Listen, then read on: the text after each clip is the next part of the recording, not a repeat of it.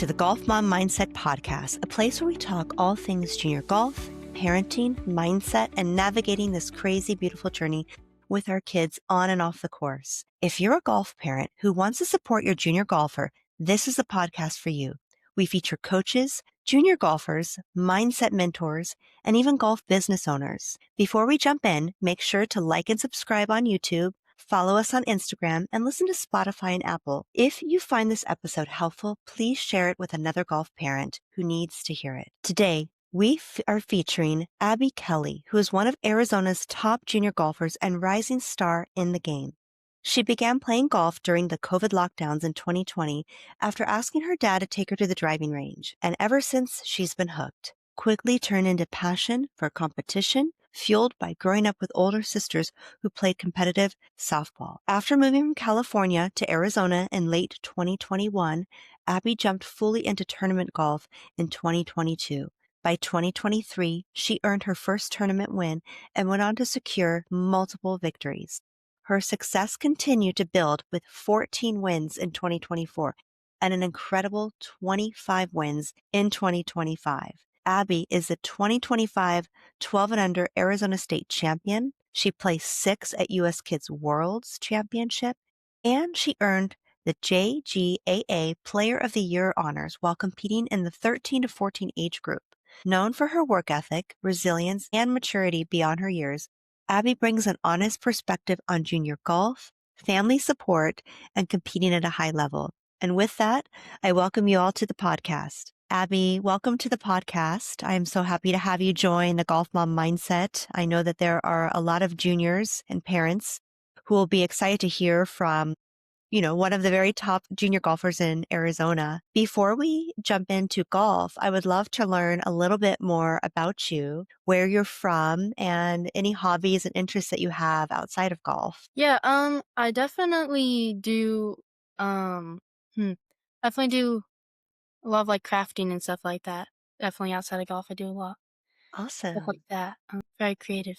Very cool. I know that you started golf during COVID and the lockdowns and, everything was closed. What made you want to ask your parents to take you to the driving range? Definitely because it was like very lonely. I didn't really get to see my friends a lot, so it was like nice to actually like go outside and do something. And then my dad was going anyway, so I was like, might as well just like go out. What did it feel like the first time that you went to the driving range? Did you feel this excitement, this drive? Like what kind of went through, I guess, your emotions of how you felt the first time you were out there? Definitely really like fun to just like do something different, honestly, Mhm. like just be able to do something different. Yeah. Had you played other sports before? I know that your parents mentioned that your sisters do softball. Did you do softball or any other sports prior to picking up a golf club? Yeah, I did softball first, like way before I picked up a golf club for a couple years. And then when we moved out here, we are actually going to do softball too. But then like we couldn't find a bunch of places to do it. So then we're like, oh, we'll just go like more into golf right now. That's awesome. Very cool. So would you say that does part of you ever miss softball or are you all in golf now? I'm probably like all in golf. I don't feel like it was so like long ago and I was so young, whereas like now I'm like more committed to golf where it's like I Yeah. don't think I was ever committed this much into softball. What would you say helped make you committed? Do you feel like the more you practice, the better you get? Or as you were winning awards, did that just motivate you to keep going? What kind of is the driver behind you wanting to be all in? Definitely like a combination of all of it. It's like obviously you have to put the work in and everything, but I feel like it really like once you see the results, it really helps you. Sure, sure. Because you can see the hard work you've done is paid Yeah. off. That's awesome. I know that your dad is pretty much your main caddy all the time. How Yeah. how has that been? Really just happened as like when we started tournament, it was like he was gonna caddy and because he knew more about golf and Mhm. then it just went to one of those things where it's like we worked well together, so it's like why change up that and stuff like that. Sure, sure. Does your dad, is he helpful with giving you pointers and all of that? Yeah, definitely, because he's, like, my main coach most of the time, so it's, like, he knows, like, what I do off like, in practice, he knows how it, like, translates and all that stuff, so. Do you feel like your dad can sometimes guess the shot you're gonna take before you take it? Do you feel like he has that same, what's the word? Like he's on the same mindset as you in terms of like knowing what you're going to do and how he can help you? Yeah, definitely. He can definitely predict what I'm gonna do before I hit the shot. He definitely has like the same idea of like, okay, you're gonna do this, you're gonna shot shape like that. So definitely stuff like that. That's awesome. Have there ever been moments that maybe it's been a little challenging having your dad as your caddy where maybe he's had to either take a step back and trust your decision, or would you say it's been pretty smooth sailing? There's definitely times where you like there's stuff where it's like, oh, we disagree and stuff, but it's never like, so big where he has to like step back or anything. What would you say helps you respect your dad the most? Is it just that you know he knows what he's talking about? Is it your maturity? What do you think helps make that relationship so good out there? I definitely feel like it's one of those things where it's like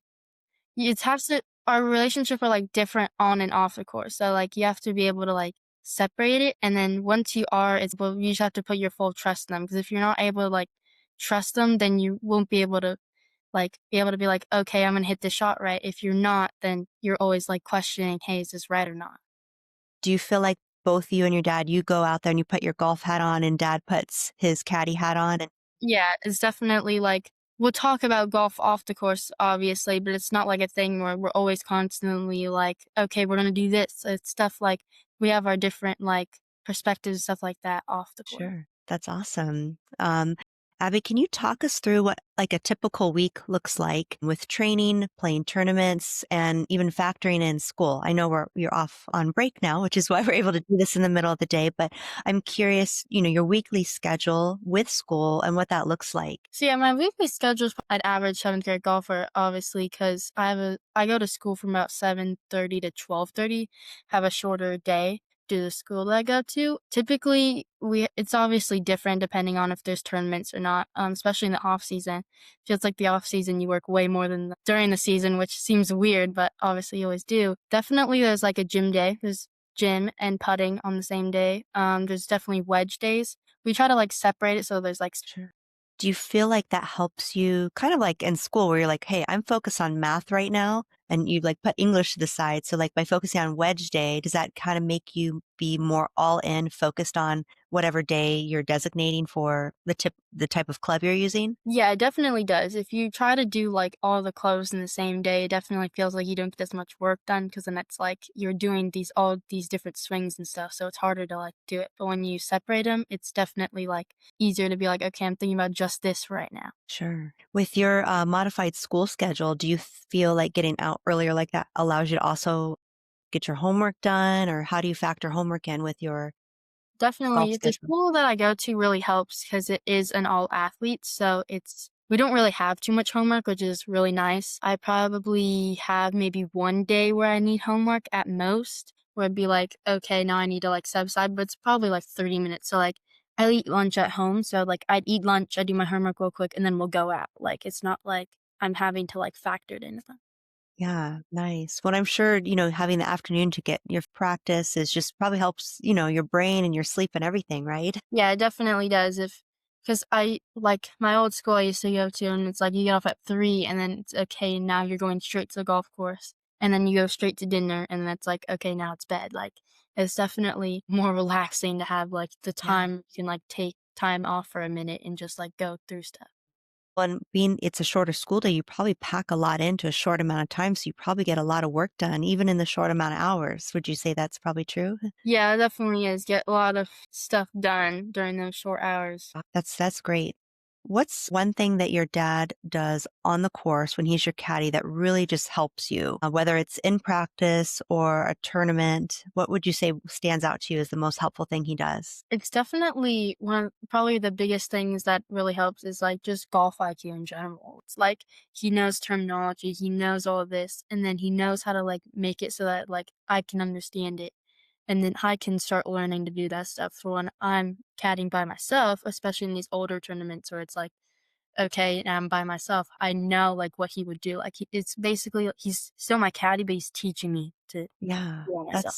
that's awesome. He sounds like an amazing caddy and dad, and so supportive, and I love to hear that. One question that I have for you that wasn't on my list is pertaining to, gosh, no, I just forgot. I'm so sorry, Abby. My mind's blanking. Let me think here. Let me go down. Oh, okay. This is on the thing. When you have tough moments out there, whether they are in the tournament or just your practice isn't going so well, what's something that you tell yourself to kind of get you out of that funk and negative mindset? Yeah, so there's definitely a couple different things where it's like it depends on like the situation you're in. If you're on the course, if you just finished a tough round, if you're on practice, like during on the course, I try to do it where it's like if you're playing a bad round and you're let's say you're down 2 strokes and stuff like that, and you're going into some of the last holes, I try to do it where it's like I think of it as like it's the first hole. You think of it's like the first hole over and over again. The tournament hasn't started yet. You don't have anything to worry about. You're just playing your game, you're building up what you're doing. If you're thinking like that and you're not like so focused on the like what's gone bad, then it's like, okay, I can start focusing on what I'm supposed to do. In practice, it's definitely like just like rethinking. It's like, okay, it's practice. It's you want to be as serious as you can so that you're able to do it definitely on the course. But in practice, you have to step back and be like, okay, this is practice. We're working on just getting the fundamentals right, doing all these stuff right. It's not like there's much stuff on the line. This is where we're supposed to make the mistakes and stuff like that. I love that. It's like you give yourself a fresh start, like every opportunity. That's a really good mindset to have. And I'm going to keep that in my back pocket for my son to remind him because I can see where it gets you had a bad round or bad shot on the last hole, it carries you through to the next one. The question that I was going to ask you is in relation to, so I guess when you turn 12, you go from, or maybe nine, from 9 holes to 18 holes. What age was that? And then how did that transition shift just from doing 9 holes to a full 18 in tournaments? Yeah, so definitely I had like me and my dad, we prepared to switch. Like we were up until the point of going to 18. We were trying to do like bigger events where it's 18 holes. So we were prepared. We're doing 18 holes, like practice rounds, stuff like that, just so that we're able to like, and it's not like such a big change. And you're like on the hole 12, you're like, I can't do this anymore. It's basically like you're trying to work towards it. What age did you start that at, Abby? Sorry to interrupt. What age did you start to try practicing 18 holes? Probably like around 10, maybe? Yeah, Okay. probably 10, 11, 11 probably. Definitely for the different organizations where it's like 11, 12 could be 18 or 13, 14 be 18. It just depends on the organization. But I definitely try to do 18 holes more to get that practice in there. Good for you. And it sounds like it really helped you prepare you for the tournament world that you've built that endurance because that is a pretty big shift. I mean, it's adding more hours and everything. Yes, it definitely is the first couple of times where you're trying it, you're like, this is a lot. Especially what was really exciting at the start of the year is when I played in the US Women's Open qualifier. It's 36 holes. That was I think I did a practice round, 36 holes, and, like, the practice round I did, it wasn't even on the course that we were doing, and I was like, "I don't even how I'm supposed to do this." Where it's like, this is you're doing 18 holes, and it's like, now I have to go out and do another 18 holes. It's like, I'm dying on, like, the 18th hole, and I'm supposed to Yeah, do the next 18, yeah, right. Do you definitely a lot. feel like your body or your mind was more tired, or is it a combination of both? It's depends, because if you have, like, the right mindset, your mind's gonna be more tired. If you keep thinking that your body's more tired, then your mind's gonna get way more tired. Yeah. It's definitely, like, your mind has to be stronger than your body sometimes, or it's like, if you could be a better golfer and your mindset could be worse, you could lose a lot.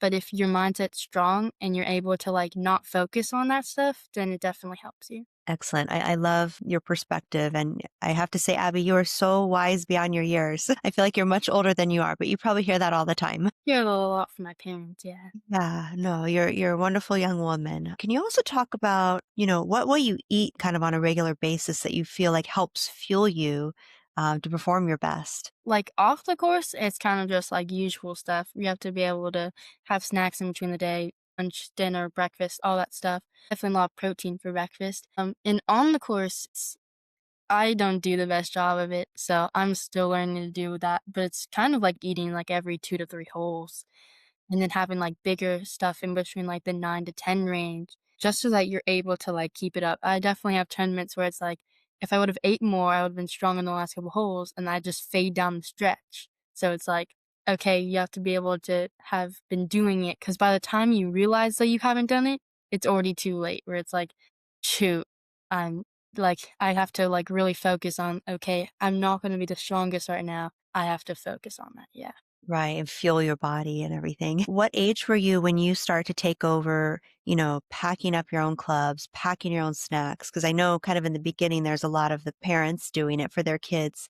So what age is that transition of like, you're fully responsible for packing up all of your gear, all of your snacks, and just taking ownership of it? Pack my bags the age of 11 maybe, or, like, pack my golf bag. My parents definitely help me with snacks and stuff, obviously with the cooler and stuff, because they come out, and then my grandma comes out a lot too, so they pack the coolers and stuff, and then we just make sure basically we have, like, all, like, my warm-up gear in, like, a backpack, so it's just easier to just put it in, and then the push cart and, like, the seat for my push cart and stuff like that, they just sit outside, so it's easy to just put them in, put all the stuff in, so we definitely make it as easy as it is to put everything in the car. Yeah. I think the easier you make it, the easier it is to pack it up, right? That's awesome. What advice would you give other kids who want to start playing competitive golf? If you were to talk to, say, an 8 or 9-year-old that is very good and wants to get into competition but is a little scared, what advice would you give them? Definitely be like, there's a couple things you have to think about where it's like, you want to be committed. It can't be something where it's in the back of your mind where you're like, I want to do this, but I also want to play two sports at the same time. Where it's like, golf is such a, like, it's such detail oriented where, like, I'll be in the middle of my school day and I'll be like, oh shoot, I have to do these drills when I get home. Like, it's something where you can't be thinking about a bunch of things at once. It's definitely also sometimes it can be, like, hard on you, but you have to really love it. If you're not gonna love it, then the golf isn't gonna be good for you. Like, you're not gonna get the results you want. You have to make sure you love it, and if you do, you're gonna really enjoy it. Like, you are going to enjoy the process. How has it been with competition and making friends? Have you found yourself able to make friends with girls that you still compete with? But it's also definitely one of those things where it's like, as you start winning, it's like, they realize that I'm better now. They don't want to be Mhm. with, like, they wanna be friends with you anymore. It's like, now you're competition, like, now it's game face. It's definitely a lot where you have to find I have to find people that are willing to be able to separate golf and regular life. Like, they have to be able to separate their golf lives, and it's hard sometimes, especially when you're losing to people, it's like, they just beat me. Okay, now let's go hang out and have lunch. Like, you have to definitely be able to, like, switch your personalities a lot. Yeah. I can see where that would be hard to do, especially at this age. Arizona summers, as you know, are no joke. So how do you survive playing in the heat and just staying cool when you're practicing all summer long? Yeah, it's definitely really nice to have this simulator now because definitely those days where you're like, don't wanna be outside. It's also playing in the heat, it's really mainly all about, like, you can't really think about it too much. If you think about it too much, then it's gonna, like, really affect you. But if you're just thinking about playing golf just by itself, it won't hurt you as much, and it's definitely a lot of those things where you learn as time goes on. Definitely over the summers, I've learned to deal with it a little bit better. Yeah, it takes time. And I think once you become acclimated to it, right, your body adjusts. What is something that you have learned about yourself through golf, whether that's patience, perseverance, determination? It could be any of those or something else. Is there something that you've learned about yourself along the way through golf? Definitely, like, gained more confidence just in general where it's like, okay, now I'm able to see, like, all this stuff that I thought I could do is actually, like, coming true. Like, all this stuff that I thought could be possible is now possible. Like, I have stuff to back up why I feel this way and stuff like that. Sure, sure. What are some of your goals that you have for yourself, if you're willing to share? Yeah, so actually a couple of days ago we set goals for the new year. We always try to do, like, at least, like, 15 goals for each year, and there's definitely, like, sections, so it's like, "Hey, what tournaments do you wanna do?" Like, "What stuff do you wanna get done now?" So it's definitely, like, those bigger events where you set, like, "Okay, do I wanna is it an event where I can come in, like, top 3? Okay, let's set it so this tournament goal is to come in top 3. This tournament, it's our goal to win 1." Like, it's stuff like that, and then there's also, like, scoring, so it's like, I had a tendency to shoot worse on my first round than my second round, so it's like, okay, get my first round as good as my second round because we don't wanna hurt the second round, but we also wanna do better at the first round, so it's stuff like that. That's awesome. And I love that even at such a young age, you're setting goals for the year. I think that's fantastic. And Abby, that's going to carry you very long in your life. So keep up the amazing work. What would you say you're most proud of in your golf journey so far? And I know you've won a lot of tournaments, a lot of accolades, and you are ranked as one of the top junior golfers in Arizona, which is absolutely amazing. Out of everything, what would you say is kind of your top accomplishment that you're proud of? It's I think of it as it's not even, like, just a certain award. It's, like, basically, like, all of them together where it's, like, the fact that I was able like, all my work was able to lead up to this. Like, I feel like if I told myself, like, my nine-year-old self, like, we did this," it's gonna be like, "No, we didn't." That's not what we did. We didn't spend all this time, we didn't do all this, like, I'm spending all this time, and it obviously, as time has gone on, I've spent more time back. Before we wrap up, what would you say is one thing you would say to a junior golfer that is struggling? If you had someone just call you up and say, Abby, I'm struggling with my mindset. How can I get out of this funk? I came in last place the last two tournaments. How can I keep my head in the game? What would you share with them? Definitely start off with it's like everyone's been there. Everyone has been at the point where it's like you're at the bottom. As you get better, you will go to the bottom. I think even Tiger Woods has said it where it's like you move up to the you really good, you move up to the next one, and then you're at the bottom of that. So it's like it's basically just having to work on it. You can't think about what it is now, like what the results are now. If you're just going to practice and stuff's getting better in practice, then stuff's gonna get better on the tournament. Like obviously, you just have to trust the process that it's going to get better. If you put in the work and you put in the time, stuff is going to turn out better. Absolutely. That's a great mindset to have, Abby. Are brands reaching out to you? And how are you navigating that with Instagram? Yeah, so on Instagram, my parents run it. So definitely we're able to brands reach out and stuff like that. So we've done a couple of different things with that stuff, especially. We've also done a lot of stuff like that. Trixton's done stuff. We've done a lot of stuff with them too. Foresight, we've done stuff like that. So it's just all different stuff. Do you have a dream brand out there that would be a dream come true to work with? I think so. I think it's all cool, all Yeah, different ones, stuff a like good that, experience. just in their own different fields and stuff. Yeah. Have you found and I know your parents manage your Instagram, but have you found yourself and them able to just connect with other golfers across the country and world and become friends with people online because of it? Yeah, definitely there's stuff like that where it's like there's also times where we play with people from out of state and we get to like they get to follow our journey and we get to follow theirs like through stuff like that and just get to Yeah, see each other. that's pretty cool. Well, I feel like I even know you just from kind of following your journey. And I know we've never met, but I feel like, that we've met or just I enjoy following your journey as well. That's awesome. Well, Abby, I really appreciate you being on the show with us.